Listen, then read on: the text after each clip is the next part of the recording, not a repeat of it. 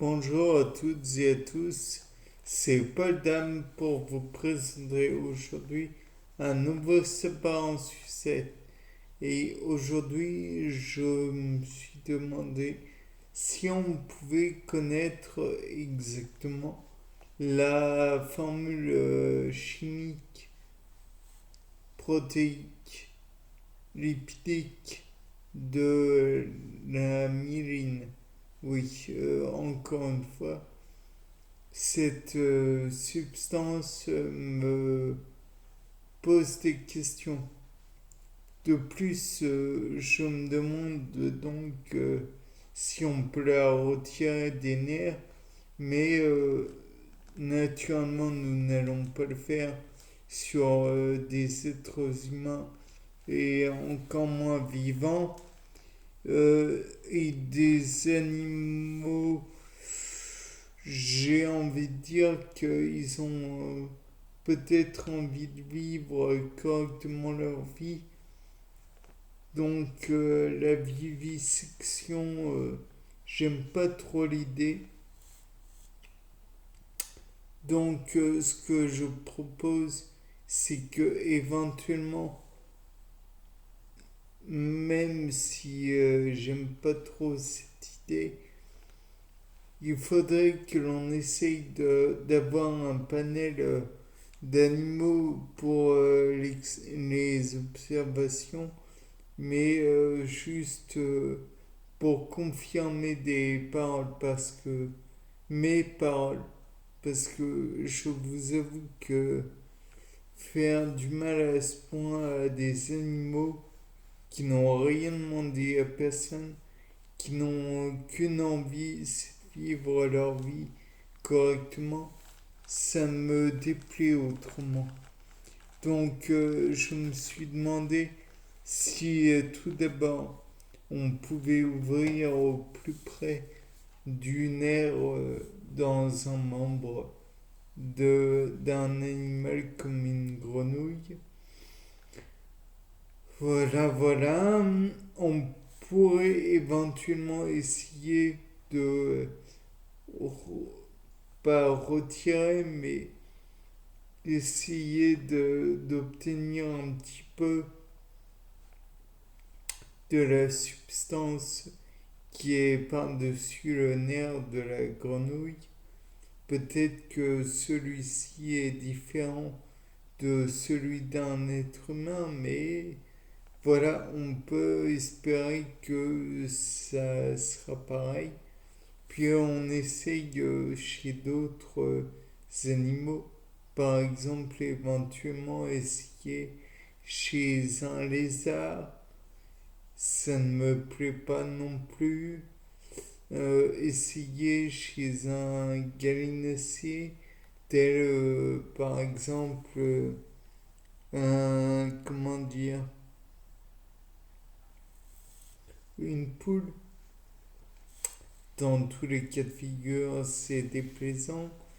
Puis on remonte vers les mammifères, de plus en plus déplaisant. Ce serait vis-à-vis d'une souris ou de laboratoire ou un hamster. Puis on pourrait encore remonter un peu plus gros, par exemple un cochon ou une vache, et même le cochon est peut-être mieux, puisque l'organisme humain ressemble beaucoup. Je dis pas que c'est blanc, bonnet, bonnet, blanc, mais il ressemble beaucoup à l'organisme du cochon. On pourrait essayer comment dire, d'encore remonter plus proche de l'être humain.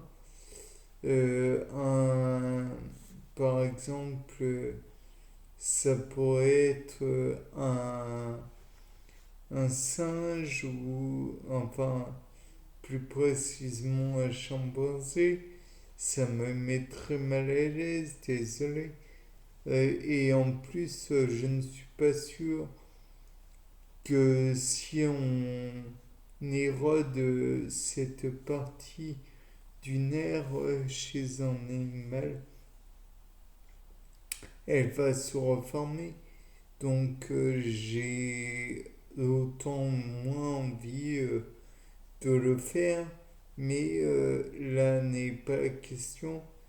J'espère que ces animaux pourront vivre correctement même après ces expériences sûrement douteuses.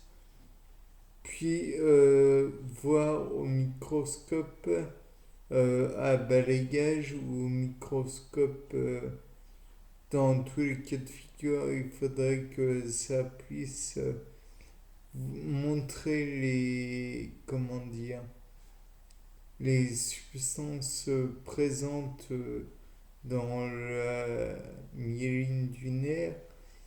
Peut-être que on pourrait aussi voir à travers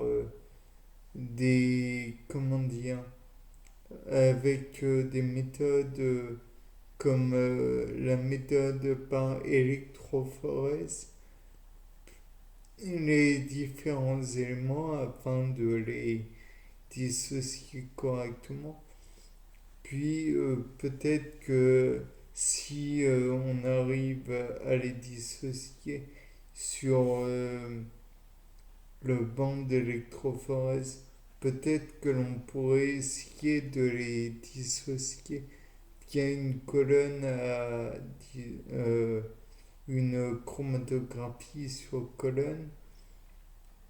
Et peut-être pourrait-on